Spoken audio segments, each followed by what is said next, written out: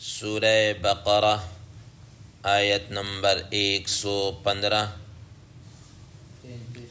آپ حضرات کے پاس پیج نمبر ہے 33۔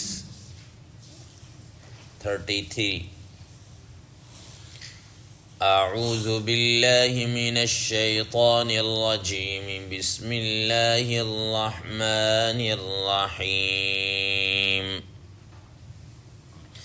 وَلِلَّهِ الْمَشْرِقُ وَالْمَغْرِبُ فَأَيْنَمَا تُوَلُّوا فَثَمَّ وَجْهُ اللَّهِ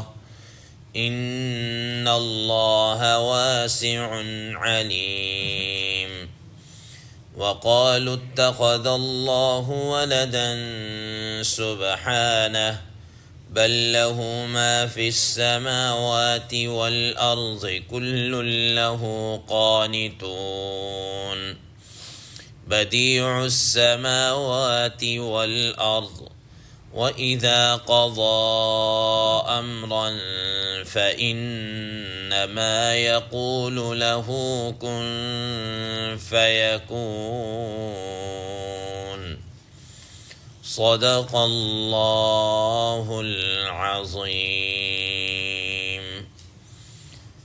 اللہم صل علی محمد النبی الأمی وعلی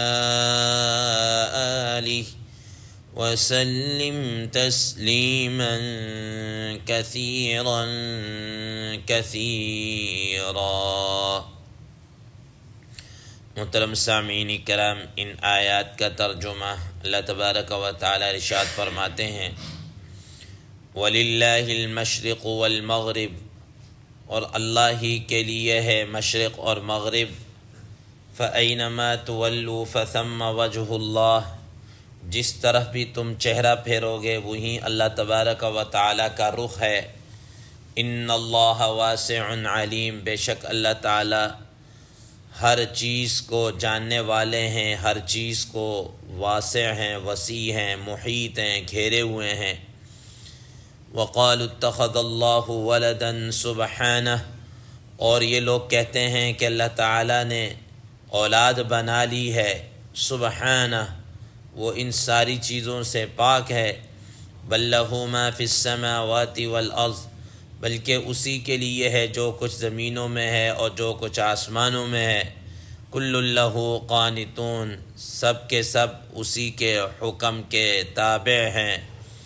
بدیع السماوات والارض، وہ زمینوں اور آسمانوں کو بنانے والا ہے، موجد ہے۔ وَإِذَا قَضَى أَمْرًا فَإِنَّمَا يَقُولُ لَهُ كُن فَيَكُونُ، اور جب وہ کسی معاملے کا فیصلہ کرتا ہے تو وہ یوں کہہ دیتا ہے اس چیز سے کہ تو ہو جا، تو وہ ہو جاتی ہے۔ محترم سامعین کرام، ما قبل کی آیات میں آپ حضرات کے سامنے یہ بات آ گئی کہ یہود اور نصارہ کی بعض ایسی غلطیاں، بعض ایسی سرشت عادات قرآن مجید ان کو بیان فرما رہا ہے، جن میں سے کل کے درس کے اندر بھی یہ بات گزری کہ وہ لوگ مساجد میں اللہ تعالیٰ کے گھروں میں آنے سے لوگوں کو منع کرتے تھے، اللہ تعالیٰ کے گھروں کو ویران کر دیتے تھے۔ تو اللہ تبارک و تعالیٰ نے ان کی مذمت کو بیان فرمایا، اور آج اسی طریقے سے آج کی ان 10 آیات میں سے پہلی آیت مبارکہ میں بھی ایسے ہی یہود و نصارہ کا ایک اعتراض اس کو نقل کر کے اس کا جواب دے رہے ہیں۔ حضرات مفسرین کرام رحمہ اللہ فرماتے ہیں کہ وَلِلَّهِ الْمَشْرِقُ وَالْمَغْرِبُ، اللہ کے لیے ہی مشرق اور مغرب ہے۔ اس آیت کے شان نزول کے متعلق فرماتے ہیں، ایک قول تو یہ ہے کہ حضرات صحابہ کرام رضوان اللہ تعالی علیہم اجمعین کسی سفر کے اندر تھے، دوران سفر رات کے اندھیرا ہونے کی وجہ سے قبلہ کی سمت معلوم نہیں تھی، تو انہوں نے جدھر کہا ادھر رخ کر کے نماز پڑھ لیا۔ کسی اور قبلہ کے علاوہ کسی اور طرف رخ کر کے نماز پڑھ لی اور رسول اللہ تعالیٰ علیہ وسلم کو آ کر بتایا یا رسول وسلم اس طرح ہمارے ساتھ یہ معاملہ پیش آیا ہے، تو اس پر یہ آیات اتری کہ جس طرف بھی رخ کر کے نماز پڑھ لو، جدھر بھی رخ ہو جو وہیں اللہ تعالیٰ ہے، چاہے وہ مشرق ہو مغرب ہو کہیں بھی ہو، اللہ تعالیٰ ہر جگہ موجود ہیں۔ دوسرے نمبر پر حضرات مفسرین کرام رحمہ اللہ یہ فرماتے ہیں کہ حضرات صحابہ کرام رضوان اللہ تعالیٰ علیہ مجمعین جب مکہ مکرمہ سے ہجرت کر کے مدینہ منورہ کی طرف گئے تو وہاں پر اللہ تبارک و تعالیٰ کی طرف سے یہ حکم تھا، یہ حکم آیا کہ اب آپ نے رخ بیت اللہ شریف کی طرف نہیں کسی اور طرف رخ کر کے پڑھنا ہے۔ تو اب صحابہ کرام رضوان اللہ تعالیٰ علیہ مجمعین کو یہ ہوا کہ ہم بیت اللہ شریف کے سامنے نہیں ہیں، بیت اللہ شریف کی طرف رخ کر کے نماز نہیں پڑھ رہے، تو اس پر ان کو تھوڑا سا رنج سا اور دل کے اندر کوئی بات آئی، تو اللہ تبارک و تعالیٰ نے فرمایا کہ بھائی چاہے ادھر رخ کر کے نماز پڑھو یا ادھر رخ کر کے نماز پڑھو، جدھر یہ تو اللہ تعالیٰ کا حکم ہے اور اللہ تعالیٰ ہر جگہ ہر سمت کے اندر موجود ہیں۔ تیسرے نمبر پر حضرات مفسرین کرام رحمہ اللہ فرماتے ہیں کہ آپ حضرات کے علم میں جیسا کہ ابھی بتایا کہ نبی صلی اللہ تعالیٰ علیہ وسلم جب مدینہ منورہ ہجرت کر کے گئے تو آپ صلی اللہ تعالیٰ علیہ وسلم بیت المقدس کی طرف رخ کر کے نمازیں پڑھتے رہے، جس کا تفصیلی واقعہ انشاءاللہ عزیز آگے بھی آئے گا، دوسرے پارے کے شروع میں بھی آئے گا۔ 16 یا 17 مہینے آپ صلی اللہ علیہ وسلم اس طرف رخ کر کے نماز پڑھتے رہے، لیکن آپ صلی اللہ تعالیٰ علیہ وسلم کی یہ دلی خواہش اور تمنا تھی کہ بیت اللہ شریف کی طرف رخ کر کے نماز پڑھی جائے، اور یہ بھی بات ذہن نشین ہے کہ یہ جو آپ صلی اللہ علیہ وسلم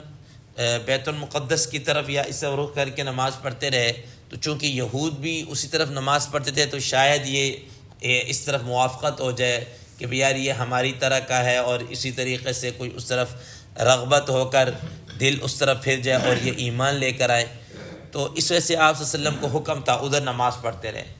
لیکن آپ صلی اللہ علیہ وسلم کی دلی خواہش اور تمنا یہ تھی کہ کسی نہ کسی طریقے سے بیت اللہ شریف کی طرف دوبارہ حکم آ جائے۔ بہرحال اس کا واقعہ انشاءاللہ عزیز آگے چنانچہ اسی طریقے سے آپ صلی اللہ تعالیٰ علیہ وسلم کے متعلق آتا ہے کہ ایک مرتبہ آپ صلی اللہ علیہ وسلم مدینہ منورہ سے دور ایک مسجد جس کو آج کل بھی مسجد قبلتین کہا جاتا ہے، جو احباب عمرہ یا حج کے لیے جاتے ہیں تو وہاں ضرور اس مسجد کے اندر جاتے ہیں، 2 محراب بنے ہوئے ہیں، نشان لگا ہوا ہے، پتہ چلتا ہے۔ تو آپ صلی اللہ تعالیٰ علیہ وسلم وہاں ظہر کی نماز پڑھا رہے تھے کہ اسی نماز کے دوران ہی آپ صلی اللہ تعالیٰ علیہ وسلم کو حکم ہوا کہ آپ بیت اللہ شریف کی طرف رخ کر کے نماز پڑھیں، تو 2 رکعتیں دوسری طرف تھیں اور دوسری رکعت کے بعد ہی حکم آیا تو ما بقیہ نماز آپ صلی اللہ علیہ وسلم نے دوسری طرف رخ کر کے پھیر کر نماز پڑھی، اسی وجہ سے اس مسجد کو مسجد قبلتین کہا جاتا ہے۔ تو بہرحال نبی صلی اللہ علیہ وسلم جب اس طرح کیا تو یہ یہود اعتراض کرنا شروع ہو گئے کہ یہ عجیب ہے، کبھی ایک طرف رخ کر کے نماز پڑھ رہے، کبھی دوسری طرف نماز پڑھ رہے، یہ اللہ تعالیٰ کا ایسا ہی نبی ہے، ٹھیک۔ تو حالانکہ اللہ تبارک و تعالیٰ کے احکامات کے اندر نسخ اور یہ تبدیلی جیسا کہ پیچھے آپ نے پڑھ لیا آتا رہتا ہے، اس میں کوئی اعتراض کی گنجائش نہیں، لیکن انہوں نے کیا کیا، اعتراض کیا، تو اللہ تبارک و تعالیٰ نے ان کے اس اعتراض کے اوپر یہ آیت اتاری اور جواب دیا، وَلِلَّهِ الْمَشْرِقُ وَالْمَغْرِبُ فَأَيْنَمَا تُوَلُّوا فَثَمَّ وَجْهُ اللَّهِ، کہ کیا مشرق اور کیا مغرب، کیا شمال کیا جنوب، جس طرف مرضی رخ کر کے پڑھ لیں، یہ تو اللہ تبارک و تعالیٰ ہی کے لیے، جہاں پر بھی رخ کر کے نماز پڑھیں گے وہیں پر یہ اللہ تبارک و تعالیٰ کو کیا کر لیں گے، پا لیں گے۔ بہرحال اب یہ کہ ایک طرف جو ہمیں بیت اللہ شریف کی طرف رخ کر کے پڑھنے کا حکم دیا، یہ ہماری یکسوئی کے لیے ہے، ہماری یکسوئی کے لیے ہے، تو چونکہ اللہ تبارک و تعالیٰ تو ہمہ جہت میں اگر یہ قبلہ ایک طرف مقرر نہ کرتے اور اوپن چھوڑ دیتے تو ہر آدمی جناب اعلیٰ وہ کیا ہوتا ہے، اس میں کوئی ادھر نماز پڑھ رہا ہوتا، کوئی ادھر، ہر ایک مختلف ہوتے، تو وہ عبادت کے اندر جو ایک یکسوئی ہونی چاہیے تھی وہ نہیں ہونی تھی، تو اللہ تبارک و تعالیٰ نے ایک بیت اللہ شریف کی طرف رخ کر کے نماز پڑھنے کا حکم دے دیا، تو فرما دیا کہ یہ مشرق ہو مغرب ہو شمال ہو جنوب ہو کوئی بھی ہو، ہر طرف اللہ تبارک و تعالیٰ کی کیا ہے، سمت ہے اور رخ ہے۔ تو فرمایا کہ فَأَيْنَمَا تُوَلُّوا فَثَمَّ وَجْهُ اللَّهِ، جدھر بھی تم چہرہ پھیر لو گے وہیں پر اللہ تعالیٰ کا رخ ہے، وہیں اللہ تعالیٰ کی ذات ہے۔ وجہ اللہ، وجہ ویسے چہرے کو کہتے ہیں لیکن مراد اس سے کیا ہے، ذات ہے، کہ اللہ تبارک و تعالیٰ کی ذات کیا ہے ادھر موجود ہوگی۔ ان اللہ واسع علیم، اللہ تبارک و تعالی ہر چیز کو گھیرے ہوئے ہیں اور ہر چیز کو جاننے والے۔ ایک معنی تو حضرات مفسرین کرام رحمہ اللہ فرماتے ہیں کہ ایک معنی تو یہ کہ اللہ تبارک و تعالی ہر چیز کو گھیرے ہوئے اور ہر چیز کا علم رکھتے ہیں، ہر ایک کہ کوئی چیز اللہ تعالیٰ کی علمی قدرت سے اور علم سے باہر نہیں ہے۔ اور دوسرے نمبر پر یہ فرمایا کہ یہ جو انہوں نے کہا نا کہ بعض لوگوں نے یہ کر لیا کہ اللہ تبارک و تعالیٰ مشرق کی طرف ہے، بعض مغرب کی طرف، اسی وجہ سے نصارہ کے اندر آج بھی آپ دیکھ لیجئے وہ مشرق کی طرف یعنی سورج کی طرف رخ کر کے اس طرف رخ کر کے نماز پڑھتے ہیں، ٹھیک ہے نا۔ اور ان کا تو اللہ تبارک و تعالیٰ گویا کہ یہ فرمانا چاہ رہے ہیں کہ اللہ تبارک و تعالیٰ ہر سمت سے پاک ہے، کسی سمت کے اندر اللہ تعالیٰ نہیں آ سکتے، ٹھیک ہے، چاہے وہ مشرق ہو مغرب ہو، کہیں اللہ تبارک و تعالیٰ ایسا نہیں ہے کسی ایک سمت کے اندر اللہ تبارک و تعالیٰ کیا ہو جائیں، سمٹ کر آ جائیں، یہ ایسا نہیں ہے۔ اس لیے اب دیکھ لیجئے اب جب قبلہ بیت اللہ شریف کی طرف کر دیا تو اب دنیا کے اندر یہ مرکز ہے، اب کوئی اس طرف سے رخ کر رہا، کوئی اس طرف سے رخ کر رہا، کوئی شمال سے، کوئی جنوب سے، تو گویا کہ اللہ تبارک و تعالی ہم جہت اس کو کیا ہو رہے ہیں، سجدے ہو رہے ہیں، مشرق سے بھی، مغرب سے بھی، شمال سے بھی، جنوب سے، ہر طرف سے اللہ تبارک و تعالی کو کیا ہو رہے ہیں، سجدے ہو رہے ہیں، ٹھیک ہے نا۔ کیوں کہ اللہ تبارک و تعالی کی ہستی ایسی ہے کہ وہ کسی ایک سمت کے ساتھ کیا ہے، خاص نہیں ہے۔ ہماری طرف سے اس طرف ہے، دوسروں کی طرف سے مغرب کا ہوگا، کسی کا اس طرح ہوگا، تو اللہ تبارک و تعالی کو گویا چاروں سمت سے کیا ہو رہے ہیں، سجدے ہو رہے ہیں۔ فرمایا وقال اتخذ اللہ ولدا سبحانہ۔ اسی طریقے سے یہود اور نصارہ اور ان مشرکین کی ایک بڑی غلطی اور بڑی جو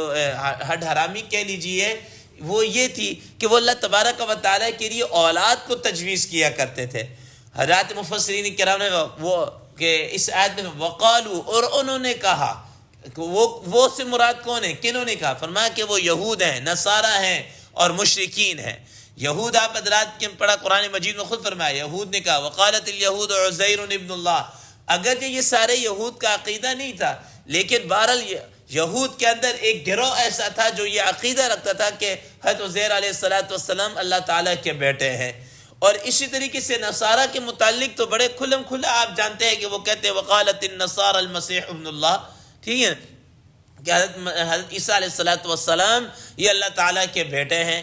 اسی طریقے سے مشرکین مکہ نے کیا کیا، مشرکین مکہ نے یوں کیا کہ انہوں نے فرشتوں کو اللہ تعالیٰ کی بیٹیاں گردان دیا، کہا کہ یہ جو فرشتے ہیں یہ اللہ تعالیٰ کی بیٹیاں ہیں، یہ اللہ تعالیٰ کی بیٹیاں ہیں۔ اللہ تبارک و تعالیٰ نے قرآن مجید کے اندر کئی مقامات پر اس چیز کو کیا کیا، رد کیا ہے، کہا کہ یہ اللہ تبارک و تعالیٰ کی اولاد کو تجویز کرنا یہ اتنی بڑی بات ہے، اتنی بڑی اللہ تعالیٰ کے حق میں یہ گالی ہے کہ تکاد السماوات یتفطرن منہ وتنشق الارض وتخر الجبال ہدا، کہ آسمان پھٹ جائے، زمین شق ہو جائے، پہاڑ ادھر سے ادھر ہو جائیں، کہ یہ اللہ تعالیٰ کی اولاد کو اللہ تعالیٰ کے لیے اولاد ٹھہرا رہے ہیں، اللہ تعالیٰ کے لیے کوئی اولاد نہیں ہے، ٹھیک ہے۔ اللہ تبارک و تعالیٰ نے قرآن مجید کے اندر کئی مقام پر اس کو، نبی کریم صلی اللہ تعالیٰ علیہ وسلم نے فرمایا کہ ان کان للرحمن ولد فانا اول العابدین، اگر اللہ تعالیٰ کی کوئی اولاد ہوتی، بیٹا ہوتا، تو سب سے پہلے میں اس کی عبادت کرنے والا ہوتا۔ اللہ تعالیٰ کی کوئی اولاد ہی نہیں ہے، کوئی بیٹا نہیں۔ حدیث مبارکہ میں آتا ہے رسول اللہ تعالیٰ علیہ وسلم نے شاہ فرمایا کہ اللہ تبارک و تعالیٰ شاہ فرماتے ہیں کہ بندہ مجھے جھٹلاتا ہے، حالانکہ اس کو یہ لائق نہیں ہے کہ وہ مجھے جھٹلائے، کہ وہ، اور اسی طریقے وہ مجھے گالیاں دیتا ہے، حالانکہ اس کے لیے مناسب نہیں کہ وہ مجھے گالیاں دے۔ تو اور فرمایا کہ اس کا جھٹلانا کیا ہے، کہ وہ یہ کہتا ہے کہ اللہ تبارک و تعالیٰ نے مجھے پیدا کر دیا، اب دوبارہ مرنے کے بعد زندہ نہیں کرے گا، حالانکہ پہلے تم کچھ نہیں تھے، تمہیں وجود دے دیا، اب تمہارا وجود آ گیا، دوبارہ تمہیں بنانا کون سا مشکل ہے۔ یہ اللہ تعالیٰ کے اوپر کیا ہے، جھوٹ بول رہا ہے۔ اور دوسرے نمبر پر فرمایا کہ اللہ تبارک و تعالیٰ کو گالیاں دے رہا ہے، اس کی مناسب میں گالیاں یہی ہے کہ اللہ تعالیٰ کے لیے کیا ہے، وہ اولاد کو ٹھہرا رہا ہے کہ اللہ تعالیٰ کا بیٹا ہے، اور یہ اور اس طریقے سے۔ محترم سامعین کرام، تو اللہ تبارک و تعالیٰ وقالوا اتخذ اللہ ولدا، اور یہ کہتے ہیں کہ اللہ تعالیٰ نے کیا بیٹا بنا، سبحانہ، اللہ تبارک و تعالیٰ ان ساری چیزوں سے کیا ہے، پاک ہے۔ اللہ الصمد لم یلد ولم یولد ولم یکن لہ کفوا احد، کہ اللہ تعالیٰ نہ کسی سے جنا گیا، نہ وہ کسی کا بیٹا ہے، نہ کوئی اس کی کیا ہے کوئی اولاد ہے. اللہ تبارک و تعالیٰ کی کوئی اولاد نہیں، ہر چیز سے کیا ہے پاک ہے. دنیا کے اندر ایسا ہوتا ہے، شاید لوگ یہ سمجھتے ہیں کہ بھائی کہ آدمی کی اولاد ہو تو آگے چل کر بندے کو کچھ نہ کچھ ضرورت پڑ جاتی، بڑھاپے کے اندر کام کا جاتی، یا کسی ضرورت کے وقت کوئی اس کا ہاتھ پلہ بٹانے والا. حالانکہ اللہ تبارک و تعالیٰ کو ان میں سے کسی چیز کی بھی ضرورت نہیں. نہ اللہ تبارک و تعالیٰ بڑھاپے کے، نہ اللہ تبارک و تعالیٰ کی کسی چیز کے محتاج، نہ کسی چیز کی ضرورت کہ جس میں اللہ تبارک و تعالیٰ، ہر انسان، ہر مخلوق اللہ تعالیٰ کی محتاج ہے. اللہ تعالیٰ کسی کی کیا ہے محتاج ہے نہیں. فرمایا سبحانہ، اللہ تعالیٰ ان ساری چیزوں سے کیا ہے پاک، ان ساری چیزوں سے پاک ہے. بل لہ ما فی السماوات والارض کل لہ قانتون. اللہ تعالیٰ فرماتے ہیں کہ یہ جو تم کہہ رہے ہو نا کہ یہ اللہ تعالیٰ کا بیٹا یہ چیزیں کیا ہے، ساری زمین و آسمان اللہ کی ملکیت میں ہے. ٹھیک ہے نا، یہ زمین، یہ آسمان، ساتوں زمینیں، ساتوں آسمان، ان کے درمیان جو کچھ بھی ہے اسی کی ملکیت، اسی کے لیے ہے. ٹھیک ہے نا، یہ اولاد، یہ بیٹے ہونے کے کیا ہے، اللہ تبارک و تعالیٰ کی ساری چیزیں اللہ تعالیٰ کے لیے ہے. کل لہ قانتون، ہر چیز اسی کی کیا ہے فرما بردار ہے. جس کے لیے وہ حکم کرتا ہے وہ اس کے حکم کے سر منہ انحراف نہیں کر سکتے، ادھر سے ادھر نہیں ہو سکتے. محترم سامعین کرام، حضرات مفسرین کرام رحمہ اللہ فرماتے ہیں کہ اللہ تبارک و تعالیٰ کے دو طرح کے احکامات ہیں. ایک حکم تشریعی ہوتا ہے، ایک حکم تکوینی ہوتا ہے. تشریعی حکم سے مراد یہ ہے کہ شریعت کی طرف سے جو حکم آیا کہ نماز پڑھ لو، روزہ رکھ لو، حج کر لو، یہ نیکی کا کام کر لو، اس برائی سے بچ جاؤ، یہ سارے تشریعی احکام ہیں. ان احکامات کے اندر انسان آزاد ہے، کام کرے یا نہ کرے. لیکن اللہ تبارک و تعالیٰ نے اس کو کوئی فورس نہیں کیا. ایسا نہیں ہے کہ جناب اللہ بھائی فورس اس کو کہ نماز پڑھنی، ٹھیک ہے بھائی پڑھو گے تمہارا فائدہ، نہیں پڑھو گے تو اللہ تعالیٰ کا تمہیں جواب دے گے، تم اس کی سزا ملے گی. ٹھیک ہے، کوئی کس فورس نہیں. تو یہ تشریعی احکام ہے کہ انسان اپنی مرضی سے کرے گا، کرے تب مرضی، نہ کرے تب مرضی، کرے گا تو ثواب ملے گا، نہیں کرے گا تو گناہ ملے گا. اور کچھ احکامات ہیں جو تکوینی ہیں، اس میں انسان کو آگے چون چرا کی، اس میں آپشن نہیں ہے، وہ آپشنلی نہیں ہے. ایسا نہیں ہے کہ اچھا جی میں مرضی میں کر لوں گا، نہ ایسا نہیں. اب جیسے انسان کے اوپر کوئی صحت آتی ہے، کوئی بیماری آتی ہے، کوئی حادثہ آتا ہے، یہ اللہ تعالیٰ کی اس انسان کی اس میں بس میں بات. یا انسان کے اوپر مثال کے طور پر موت آ جاتی ہے. اب موت کا جب حکم آتا ہے تو کسی کے لیے بھی یہ نہیں ہے کہ اچھا جناب میں مرضی میں مروں یا نہ مروں، نہ کوئی نہیں. اب جب حکم آ گیا تو اب اللہ تبارک و تعالیٰ کا یہ حکم ہو کر رہے گا. کل لہ قانتون، ہر چیز اس کے حکم کے آگے کیا ہے سر جھکائے، سر تسلیم خم ہے. اسی وجہ سے اللہ تبارک و تعالیٰ نے قرآن مجید کے اندر ہر اس چیز کو بیان، موت جب آ جائے گی تو ایک لمحہ کے لیے بھی کیا ہے ٹالی نہیں جائے گی. ٹھیک ہے، اس حکم کے سامنے کوئی دن. آگے فرمایا بدیع السماوات والارض وَإِذَا قَضَى أَمْرًا فَإِنَّمَا يَقُولُ لَهُ كُن فَيَكُن. فرمایا کہ وہ زمین و آسمان کو بنانے والا ہے. محترم سامعین کرام، بدیع الابداع اللہ تعالیٰ کی وہ صفت ہے جس کا مطلب یہ ہے کہ ایسی چیز بنانا جس کا پہلے سے کوئی نمونہ موجود نہ ہو. پہلے سے کوئی نمونہ موجود نہ ہو، اللہ تعالیٰ اپنی قدرت کاملہ سے اس چیز کو کیا ہے بنا کر لے آئے، بغیر کسی نمونے کے، بغیر کسی ایلیمنٹ کے، بغیر کسی اس کے بنا دینا، یہ بدیع کہلاتا ہے. اللہ تبارک و تعالیٰ یہ بدیع ہے، بنانے والے. باقی جتنی مخلوق ہے وہ کوئی چیز اگر بنائے نا تو جس کو ہم کہتے ہیں نا کریٹیو، یہ کریٹیو کرنے والی ہے. اب مثال کے طور پر لکڑی ہے، پہلے کوئی ایسی نہیں لکڑی موجود تھی تو اللہ تعالیٰ نے اس کو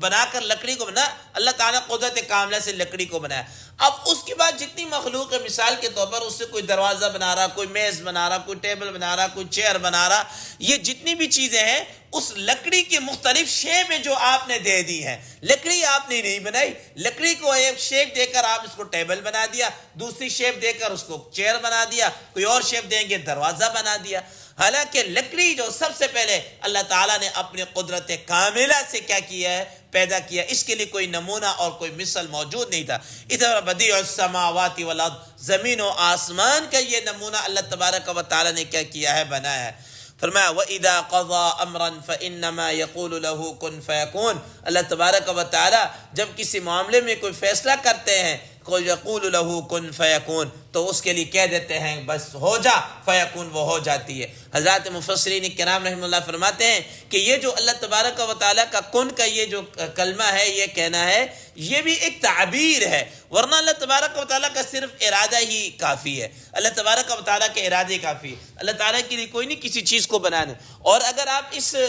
سینس کے اندر اس کو دیکھیں کہ جیسا کہ وہ کہتے ہیں کہ عیسیٰ علیہ السلام اللہ تعالیٰ کے بیٹے ہیں، اور بیٹا تو وہ ہوتا ہے جو باپ کا یا جز ہو اور